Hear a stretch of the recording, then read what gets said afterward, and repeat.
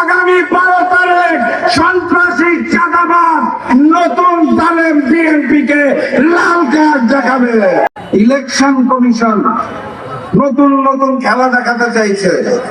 Mobile নিয়ে নাকি vote কেন্দ্রে যাওয়া যাবে না। আপনাদের কাছে মোবাইল আছে? ভোটের দিন মোবাইলটা বাম হাতে আর ডান হাতে একটা করে বাঁশ নিয়ে ভোট দিতে যাবেন, পারবেন? ওই ইলেকশন কমিশন ইসি হোক আর বিএনপি কমিশন ডিসি হোক, আল্লাহ ছাড়া কারোর সামনে মাথা নত করবে না। কালো জগতের রাজাদের পতন হবে, নতুন সূর্যের উদয় হবে। ঐক্যবদ্ধ বাংলাদেশ, আমরা আলোচিত বাংলাদেশ, হিন্দু মুসলিম বৌদ্ধ খ্রিস্টান সকলে মিলে এক মানবিক বাংলাদেশ গড়ে তুলব ইনশাআল্লাহ। এই অঞ্চলে একটাই প্রতীক আছে, তার নাম দাঁড়িপাল্লা। আরো একটা ভোট দিতে হবে, গণভোট। মনে আছে তো নাকি?